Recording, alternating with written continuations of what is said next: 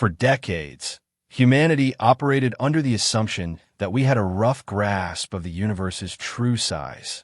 We measured distances, counted galaxies, built models, and felt confident enough to assign numbers to infinity.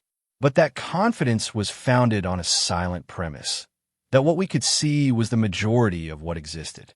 Then the James Webb Space Telescope did something deceptively simple. It aimed at nothing.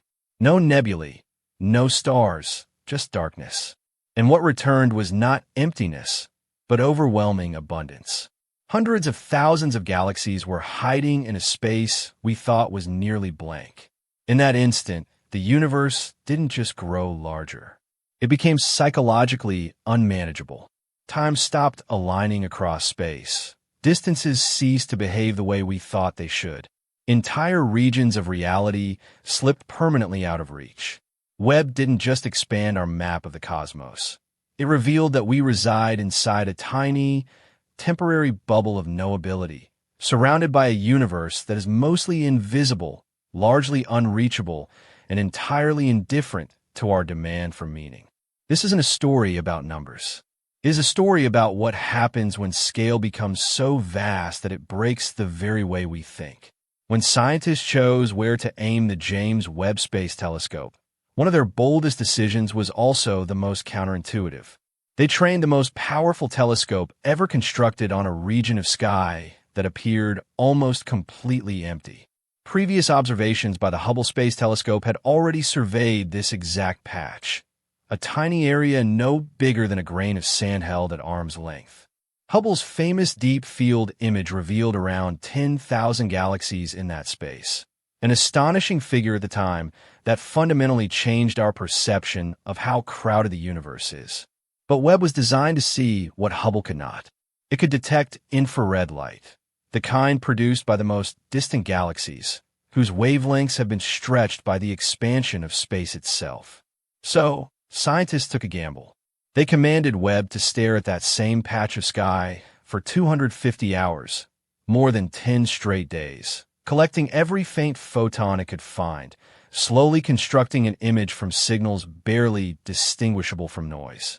When the final image came together, it shattered every expectation.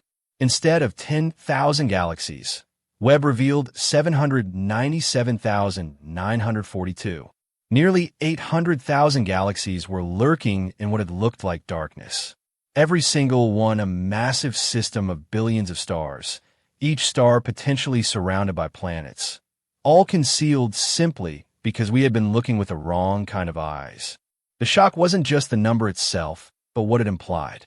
If Hubble had detected only about 10,000 galaxies where nearly 800,000 actually existed, then visible light astronomy had been missing roughly 98% of what was there.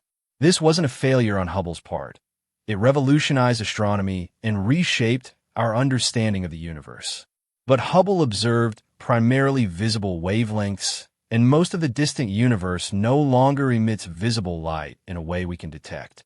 As space expands, light stretches, sliding into infrared wavelengths that Hubble simply could not see. The galaxies were never absent. They became invisible because our tools were limited. And that realization carries a deeper lesson. Reality does not shrink to fit our instruments. Our instruments determine how much of reality we are currently capable of perceiving.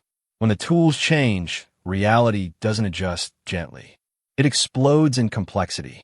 Darkness fills with structure. Emptiness turns into abundance. And if we were that catastrophically wrong about one tiny patch of sky, it strongly suggests we may be just as wrong about the much larger assumptions we've made about the universe as a whole.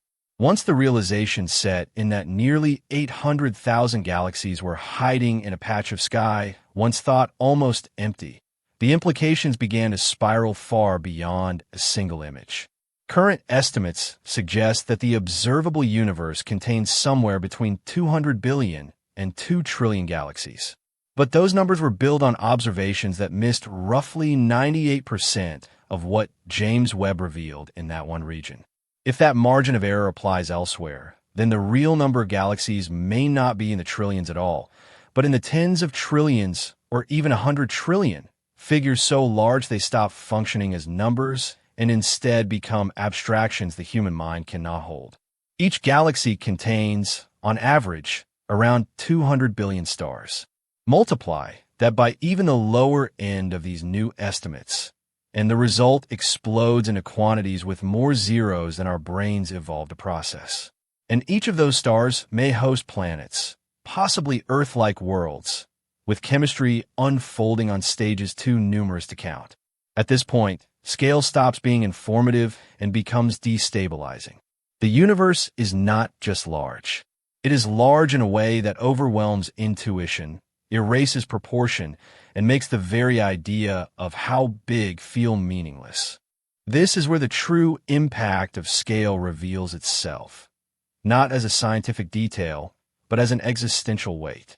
The numbers James Webb forces us to confront act like violence against the human scale, overwhelming a mind that evolved to count food, faces, and days, not galaxies and cosmic time. When confronted with figures like hundreds of trillions of galaxies, the brain doesn't comprehend them. It shuts down, registering only that the universe is incomprehensibly vast. At these scales, meaning begins to fracture.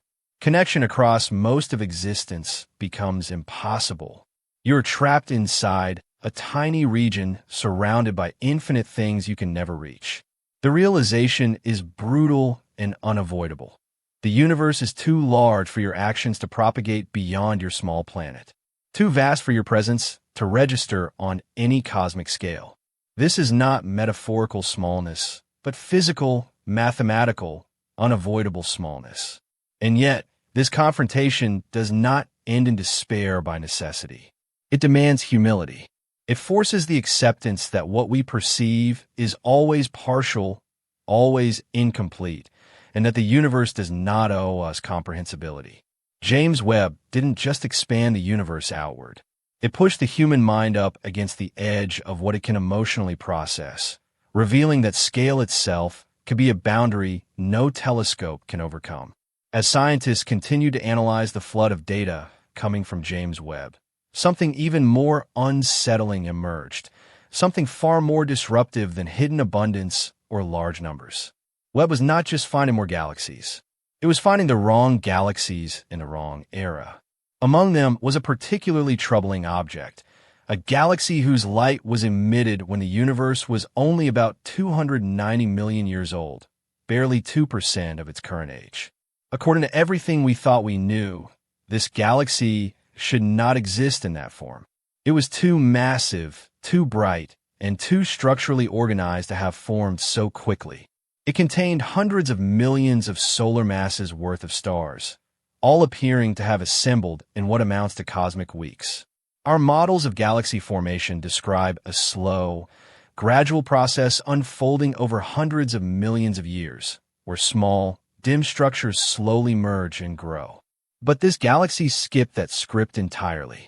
It appeared fully formed, mature, and unapologetically present in an infant universe that should not have had enough time to build something like it.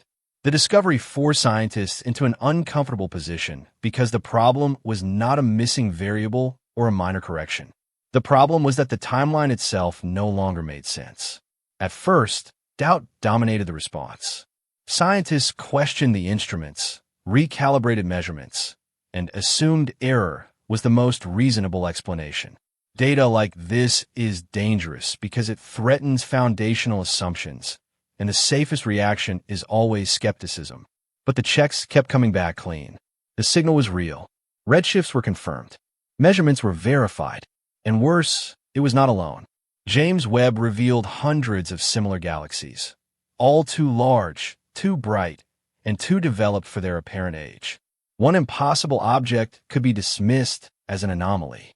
Hundreds could not. The conclusion became unavoidable.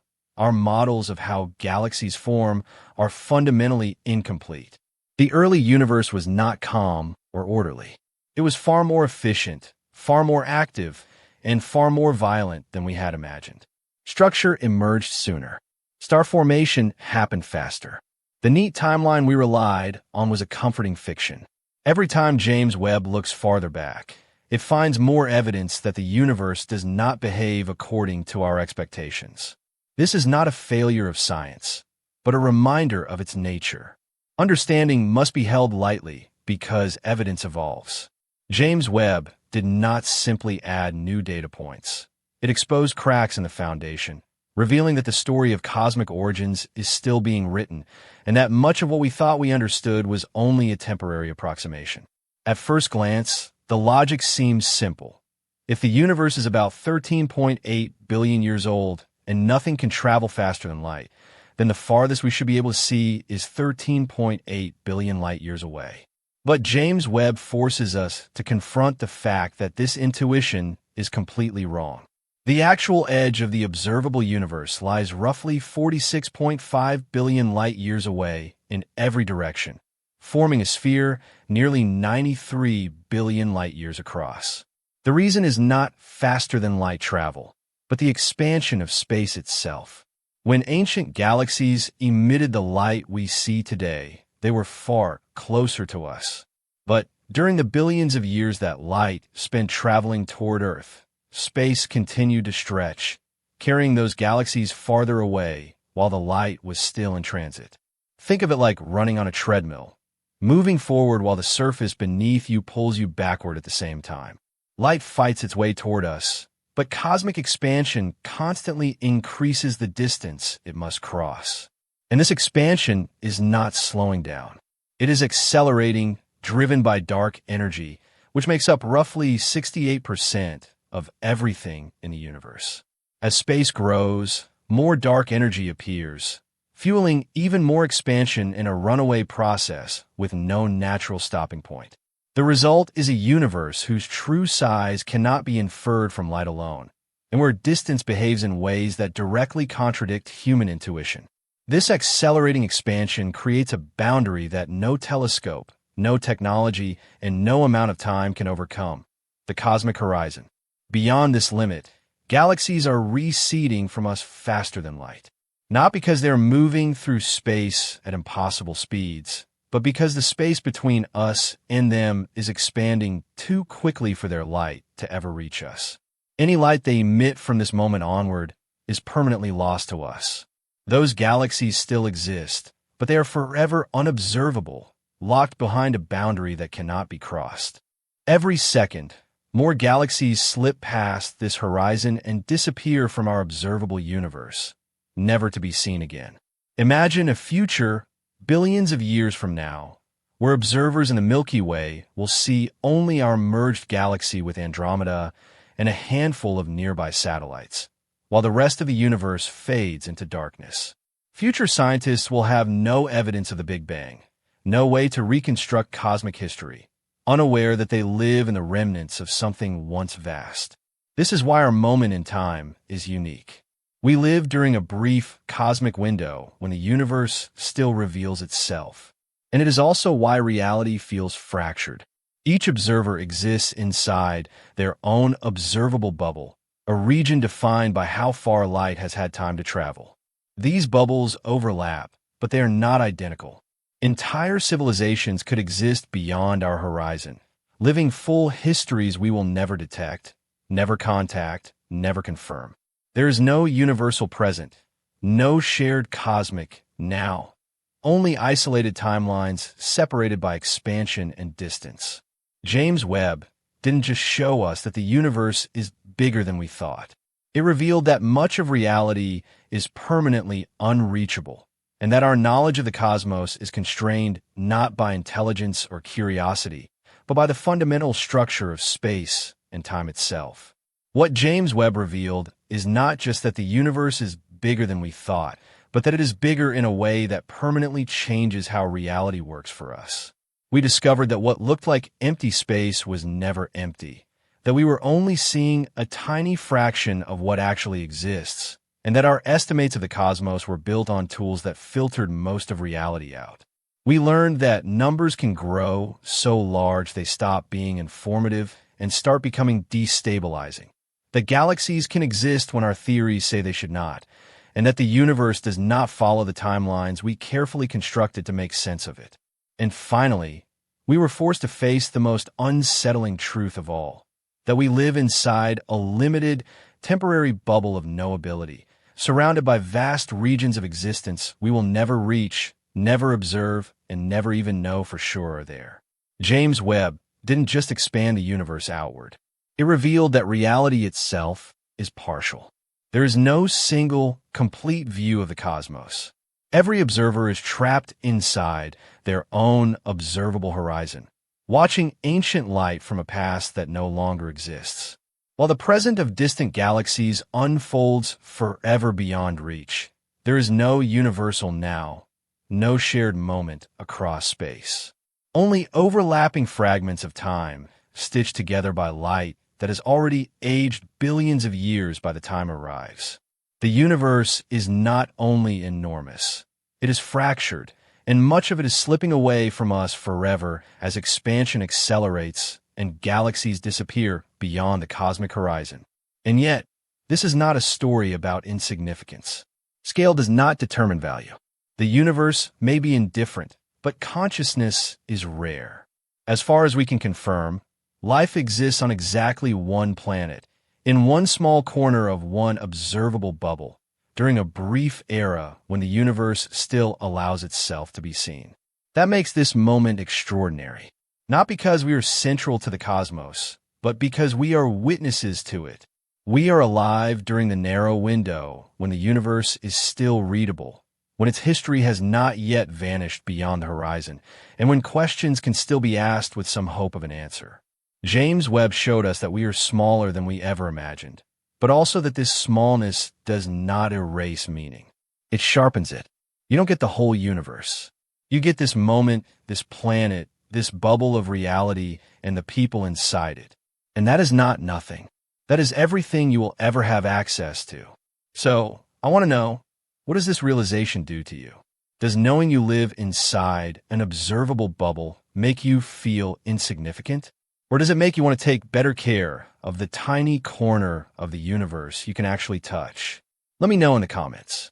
And if this changed the way you think about reality, make sure to subscribe, because the story of the universe is still unfolding, and we're lucky enough to be here to watch it. I'd love to hear what you think about this, so drop a comment below. If you enjoyed our conversation today, please share this video and subscribe to help the channel grow. Every bit of support counts.